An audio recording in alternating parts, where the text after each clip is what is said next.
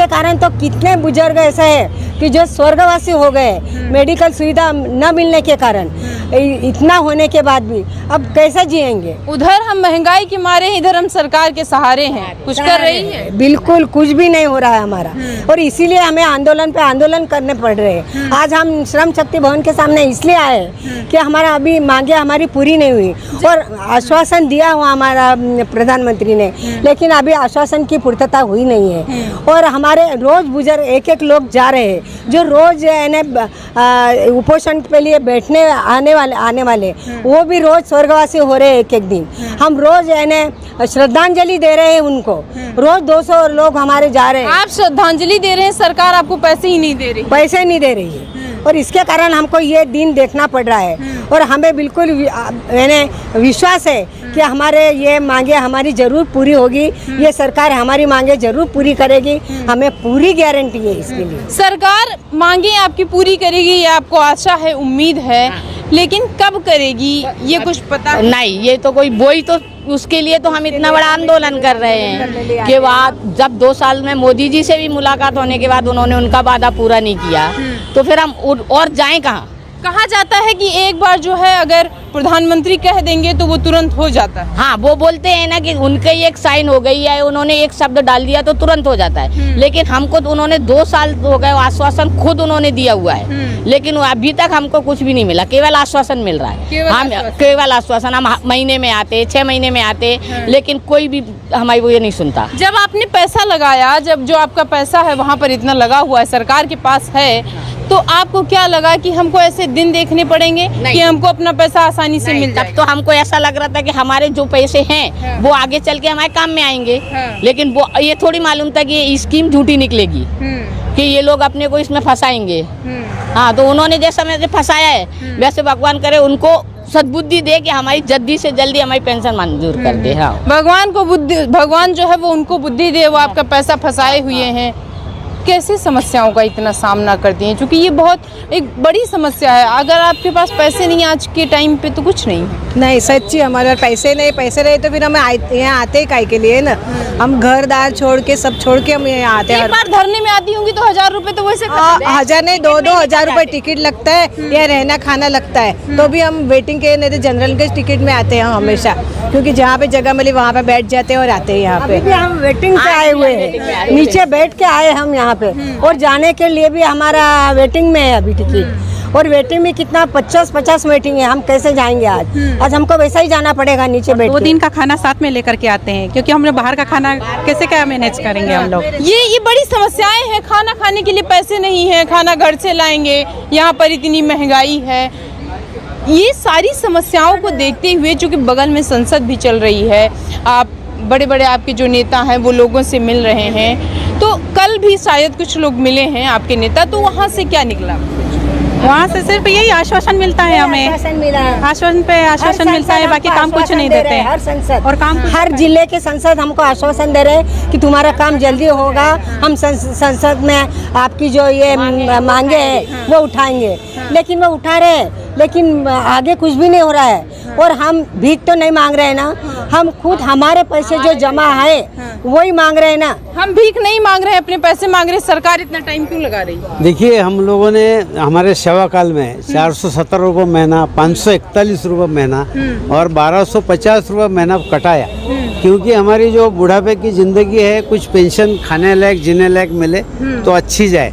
मगर हमें मिल रहा है पेंशन 300 रुपये, 500 रुपये, 700 रुपये, ज़्यादा से ज़्यादा 3000, 3500, इससे ज़्यादा नहीं। औसत पेंशन जो है 1171 रुपये पूरे इंडिया में मिल रहे हैं। ऐसा कहा जाता है 1947 में भारत स्वतंत्र हो गया, मगर अभी भी हम कामगार सब लोग जो है ये गुलाम है, ये बैठ बेगारी के शिकार है। हम लोगों को जो है ना खाने को पैसा है, ना दवा को पैसे।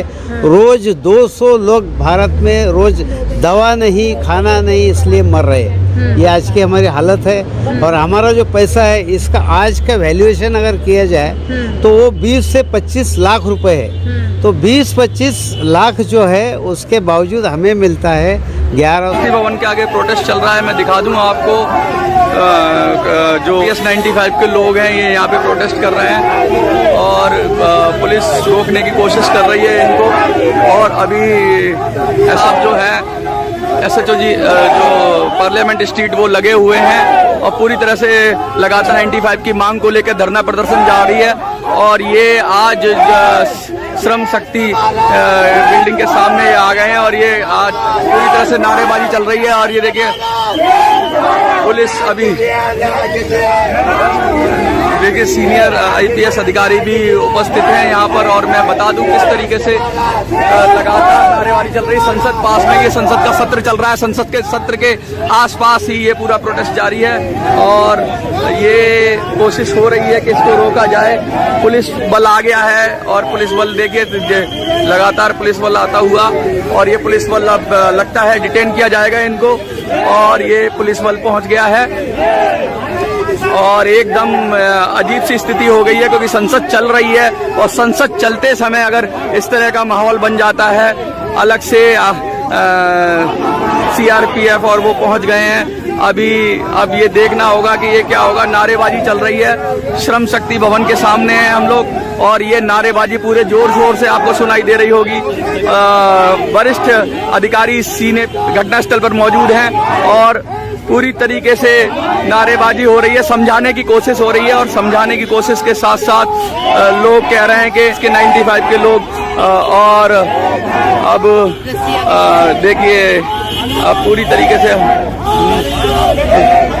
संसद में पुलिस रोकने को वरिष्ठ अधिकारी ACP जो पुलिस के ACP हैं वो भी हैं। अब पूरी तरीके से एक रस्सी बांध दी गई है और रस्सी के अंदर ये लोग कवर करने की कोशिश कर रहे हैं।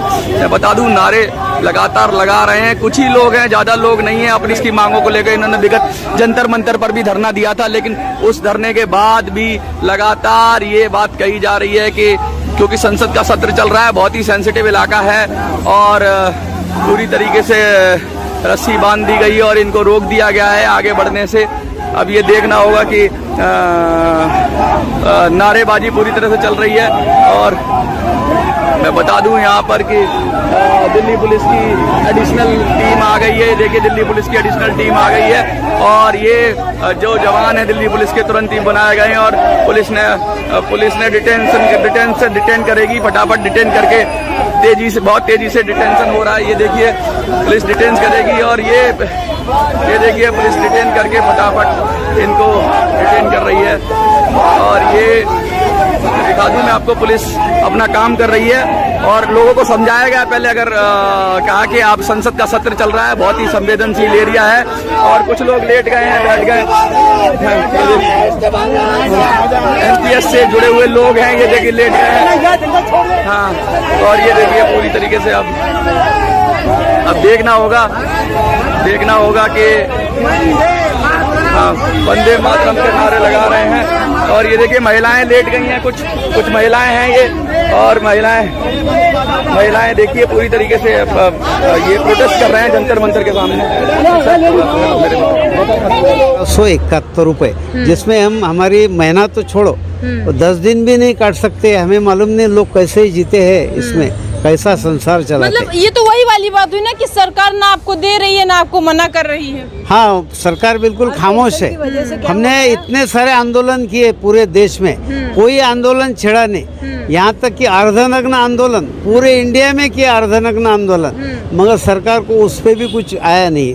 उनको जो पत्थर दिल जो बोलते तो उनको कोई पसीना ही नहीं आया। स्कीम जब आई थी तब तो बड़ा विश्वास था कि ये पैसा हमको तब मिलेगा जब हम बुजुर्ग हो जाएंगे, घर में बैठेंगे, जब हमारी उम्र काम करने की नहीं होगी। अब वो नहीं मिल रहा है। अभी क्या हो गया है कि ये जो कामगार लोग हैं ये सब असंगठित है और जो सरकारी बाबू है ये सरकार के जवाई बोलते हैं, सरकार के पास है, उनको अच्छी पेंशन मिलती है। और हम लोग जो है औद्योगिक क्षेत्र के, तो हमारा ना कोई संगठन था इस मामले में, या जो भी संगठन थे तो उन्होंने कोई केयर किया नहीं। और अभी ये जो हमारे कमांडर अशोक राउत साहब है, इन्होंने नेशनल एजुकेशन कमेटी, राष्ट्रीय संघर्ष समिति की स्थापना की है 2015 से, और उस समय से सबको इकट्ठा किए, सब पूरे 27 राज्य इंडिया में सबको इकट्ठा करके ये संगठन